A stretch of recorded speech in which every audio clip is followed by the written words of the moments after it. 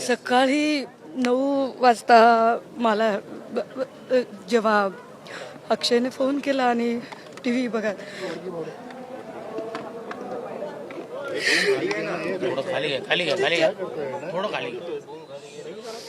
आम्हाला आत्ताही असं वाटतंय की ही सगळी बातमी खोटी ठरणार असेल.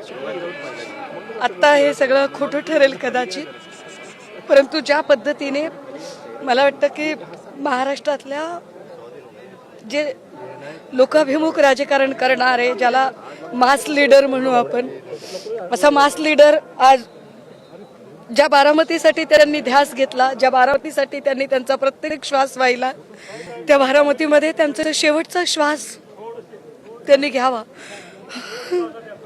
हे ते विरोधक असतील, ते विरोधी पक्षात असतील, पण त्यांनी कधी न जिव्हारी लागणारी टीका केली, ना कधी वेगळ्या पद्धतीनं ते कधी कुणाला फार कडकपणाने बोलले.